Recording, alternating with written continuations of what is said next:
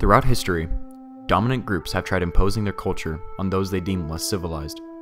To their surprise, the subordinate groups have always found a way to counterattack anything that threatens their identity and well-being through unity. Native American history is replete with this idea, in that it shows a continuous pattern of white oppression, followed by a backlash from the natives who are only trying to preserve and honor their culture that they believe was not inferior to the whites. Native American oppressors did not realize their mistakes until much later in the 1960s. When we think about the 1960s, we think about a time of empowerment, a peak for those that had been oppressed year after year for hundreds of years.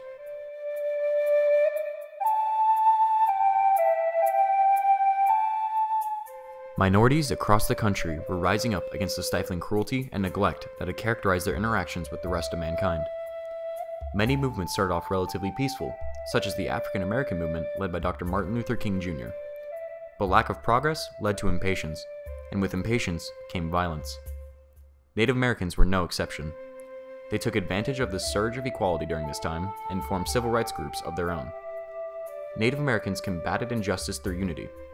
Their tactics were non-violent at first, but some groups, inspired by the militant groups of the civil rights movement such as the Black Panther Party, turned to violence.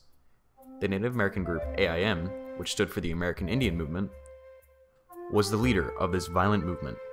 Their violent response, however, was not without reason.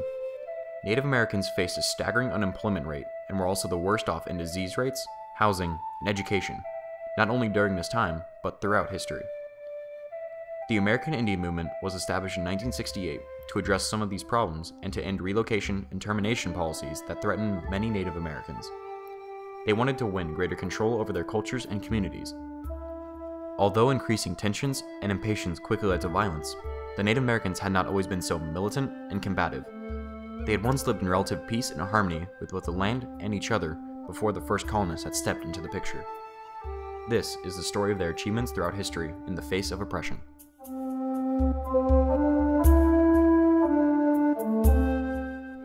A common misconception European colonizers had of the natives was that they were less developed than them, therefore making them savages and susceptible to European domination.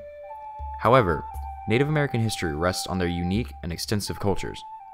Throughout history, Native American tribes have enjoyed significant autonomy throughout the land we call America today.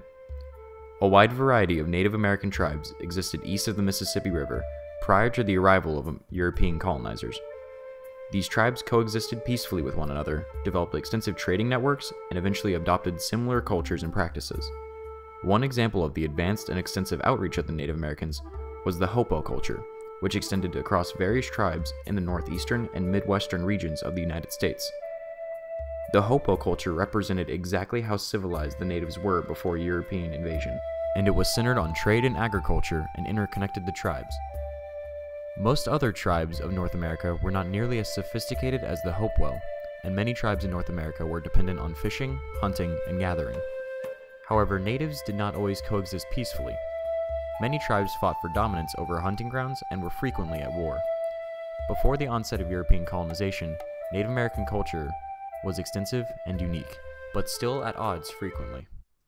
After 1492, life changed dramatically for the natives in North America, due to the discovery of the land by Christopher Columbus. Columbus saw the Americas as a perfect region to colonize, and soon Britain, France, and Spain began to do so as well. This marked the beginning of the Columbian Exchange, a widespread transfer of plants, animals, diseases, people, and ideas between the New and the Old World. Many Native Americans were wiped out during this time period due to the diseases like smallpox that were brought to the New World. Historians estimate that approximately 20 million people may have died in the years following the European invasion, and the population never recovered or reached the same numbers ever again. This decrease in population led to a loss in some traditions and tribal groups, as many tribes were forced to combine and assimilate to one another. What began as relatively peaceful interactions with the invading Europeans soon turned more aggressive as they encroached further onto the natives' land and interfered more with their culture. Europeans had the false idea that the natives and their culture, such as the Hopo culture, was inferior to their own and needed to be taught the more civilized European way of life. Europeans attempted to Christianize the natives after the Columbian Exchange, as well as use them for labor. This resulted in increased tensions between the natives and the colonists, and also was the main reason of conflict between the two groups. Native Americans realized that their identities were in danger. They were no longer living in a world free from harm. They now had to worry about the ambitions of the white man. The theme of attempted white oppression followed by Native backlash began with the Pueblo Revolt. The conflict was between Pueblo Indians and Spanish colonizers in 1680, when the Spanish attempted to stifle Native cultures through their efforts to Christianize them. Although the Pueblo Indians were able to successfully overthrow Spanish domination, it did not last for long. The Pueblo Indians never accepted their new place in society. They knew that they deserved to live in the same way, regardless of their skin color and religion.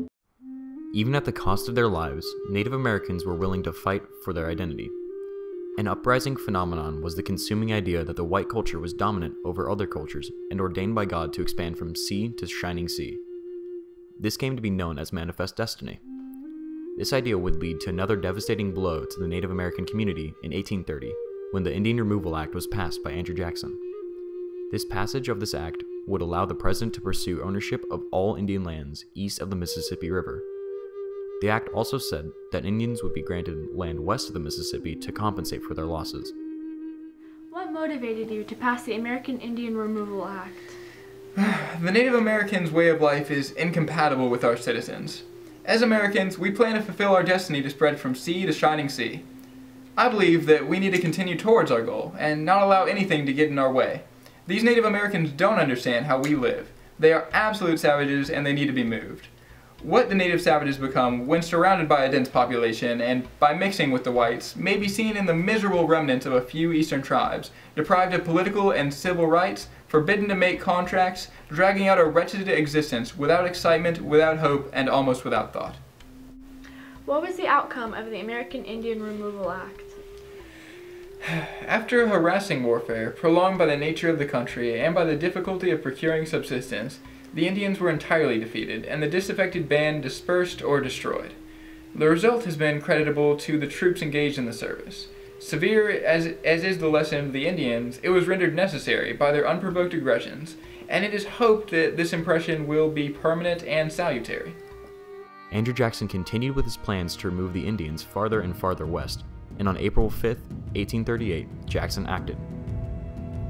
Although promised support and military aid during their journey westward, the first Cherokees were forced to march to their new homes on a reservation in Oklahoma in horrendous conditions.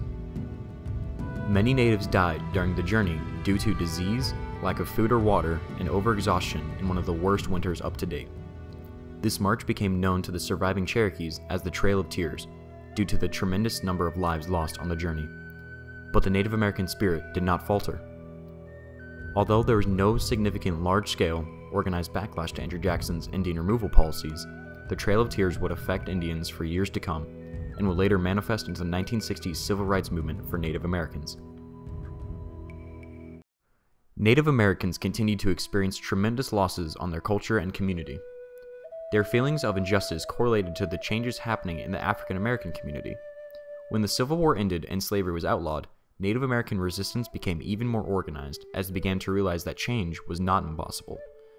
Native Americans felt especially targeted as populations of buffalo began to be wiped out by white expansion and hunting. By the 1880s, the federal government had managed to detain nearly all of the Indians on reservations, usually on land so poor that white men had no use for it. The handouts of rations and supplies that had been guaranteed them by the treaties were of poor quality, if they arrived at all. Indian life was just as desperate in 1889 as it had been in 1870.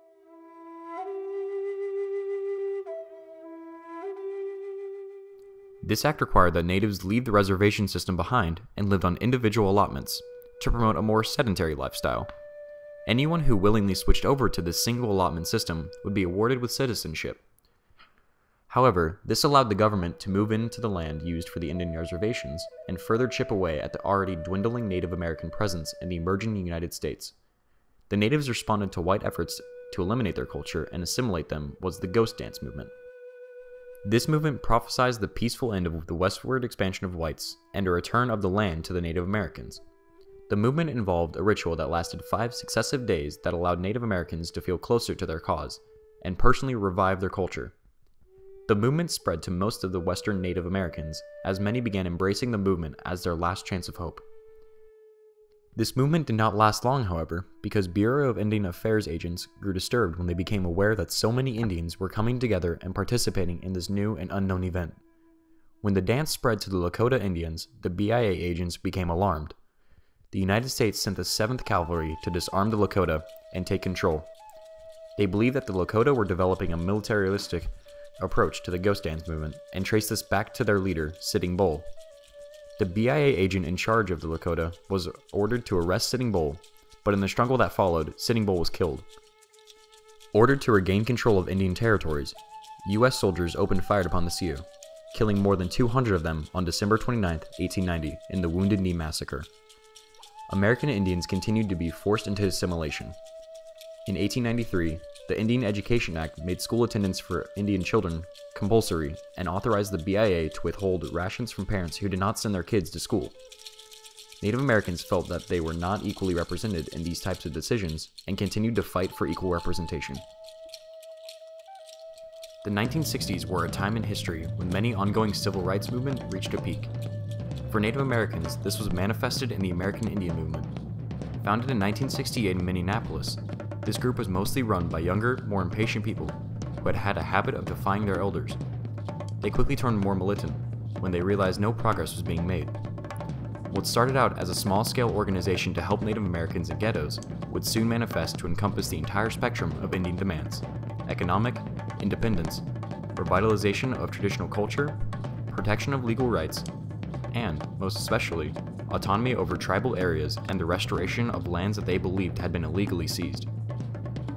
The history of mainly violent Native American reactions to the oppression and neglect they faced would come to a climax on February 27, 1923, with the siege of Wounded Knee, South Dakota.